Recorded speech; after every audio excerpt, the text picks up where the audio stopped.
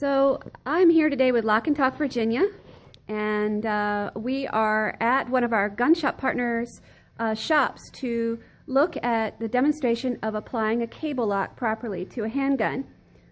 This is Reagan, and Reagan, we just thank you for supporting us. Can you tell us a little bit about your shop and what you're going to do today for me? Well, you're here at High Country Outfitters, and my name's Reagan Jesse, and my dad is the store owner. We sell archery equipment, hunting equipment, firearms, and long guns as well. And he can do pretty much anything for your archery needs and your hunting needs. We can meet it all. Cool. And today I'm going to be showing you how to apply the cable lock onto a firearm. And I can show you a couple different ways. To start off, we're going to use a Glock, which is a semi-automatic handgun. So first, before you do anything, you want to make sure that your firearm is always pointed in a safe direction. And you always want to make sure that your trigger finger is off the trigger until you are absolutely ready to pull the trigger and shoot. Alright, so to start, we're going to drop the magazine out and we're going to clear the firearm. So pointing it in a safe direction where nobody's at, I'm going to check the chamber. It's clear. Alright, now if the slide is closed, we can't fit the cable lock through. So you want to pull the slide back and push the little button up to lock your slide back. And now after you've done that, we can put the cable lock in. So you want to put the cable lock through the grip. And you can do this one of two ways. This is your first way. You just slide it down through the slide and it comes out the grip.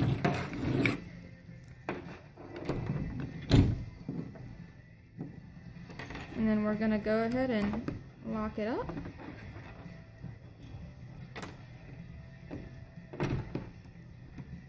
Alright, so now there's no way that it can come out, and this prevents it because if you were to drop the slide,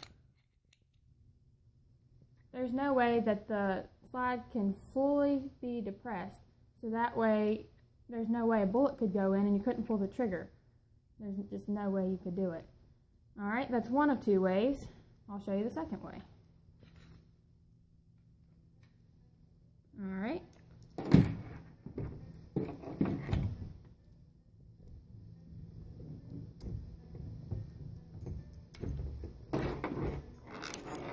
Alright, the second way is you can go through the barrel of the gun. And it'll do the same thing. You won't be able to close your slide, so that way you won't be able to get a bullet in there to be able to pull the trigger.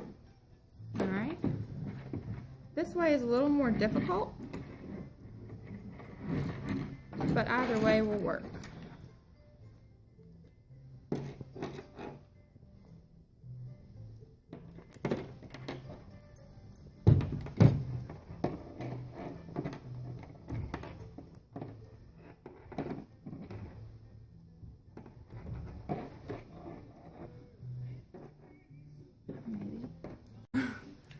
And so then I'm going to release the slide back down, and it'll do the same thing that we had before. Okay. And it also prevents the slide from closing, so that way you couldn't ever shoot the firearm. But there's nothing in it because you couldn't get a bullet in there, so there's no way that this would work. Okay. Because even if you try to put this back up in here, you can, but it's unloaded. So if I were to go back and then drop this again, I can't fully get a bullet in there because it won't close all the way. Okay. So there's no way that this firearm is going off. Great. All right. And then I would say, parents, if you're going to have the cable lock in your house, make sure the keys are with you in a safe spot and that your children do not know where the keys are. Absolutely. Yeah. Okay. So next we're going to work with a different firearm and a cable lock. And what is the next one you're going to show us? That is a revolver.